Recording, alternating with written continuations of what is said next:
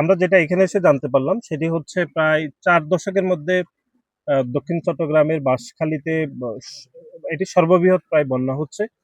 এটি প্রাকৃতিক দুর্যোগই বলা যাবে। আবার এখানে কয়েকটি মর্মান্তিক ঘটনা ঘটেছে। একটি হচ্ছে ২ টি বাড়িতে হচ্ছে একজন একদম কম বয়সী বাচ্চা ভেসে গেছে। আরেকটি হচ্ছে ৭ বছর বয়সীয় বাচ্চা সেও পানিতে ভেসে গেছে। এটি ২ টি মর্মান্তিক ঘটনা ঘটেছে। আমরা ওই ২ পরিবারের সাথে দেখা করেছি।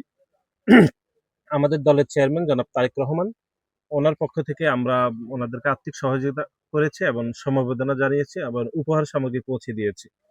এর বাইরে বাংলাদেশ জাতীয়তাবাদী ছাত্র দলের পক্ষ থেকে এখানে তো আসলে অসংখ্য পরিবার পানিতে প্লাবিত। আমাদের সামর্থ্য অনুসারে এখন আমরা বাঁশখালীতে ৫০০ পরিবারকে আমরা খাদ্য সামগ্রী আমরা পৌঁছে দিয়েছি। এর বাইরে আমরা সাতকানিয়াতে যাব, তারপরে আনোয়ারাতে যাব। তো আমাদের যেটি মনে হয়েছে সেটি হচ্ছে এটি অতিবৃষ্টির কারণে এখানে পাহাড় থেকে পানি সৃষ্ট কারণে এখানে বন্যা হয়েছে বলে স্থানীয় মানুষজন আমাদেরকে জানিয়েছে। এখানে স্থানীয় প্রশাসন, আমাদের বিএনপি এবং অঙ্গ সহযোগী সংগঠনগুলো সাধ্য অনুসারে কাজ করছে। হয়তো আরো বেশি করা উচিত ছিল, কিন্তু যারা কাজ করবে স্থানীয় বিএনপি, তাদের বাড়িঘরও আসলে প্লাবিত। এটি খুবই দুঃখজনকভাবে ঘটছে।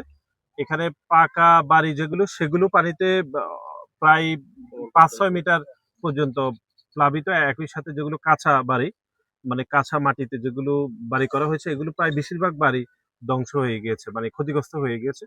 আমি স্থানীয় প্রশাসনের কাছে অনুরোধ করব যেন খুব দ্রুত সময়ের মধ্যে এগুলো পুনর্বাসনের জন্য ব্যবস্থা করা হয়।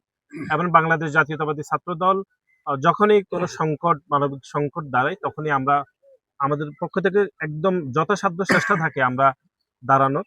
ইতিমধ্যে আমাদের যে লোকাল ছাত্রদল রয়েছে, বিশেষ করে দক্ষিণ চট্টগ্রাম দক্ষিণ ছাত্রদল, বাঁশখালী, সাতকানিয়া, আনোয়ারা ছাত্রদল, লোকাল ছাত্রদল এখানে কাজ করছে। আমরা কেন্দ্রীয়ভাবে একটু দেখতে আসছি।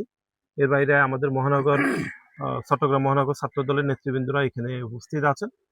আমরা মনে করি যে স্থানীয় প্রশাসন, বিএনপি, অন্য রাজনৈতিক দলগুলো যদি স্বতঃস্ফূর্তভাবে এখানে যারা বন্যায় ক্ষতিগ্রস্ত, এখানে আসলে ধনী গরিব সবাই আসলে ক্ষতিগ্রস্ত, তাদের পাশে দাঁড়ায়, আমি মনে করি এটি সাময়িক সময়ের জন্য তাদের জন্য সুবিধা হবে বলে আমরা মনে করছি।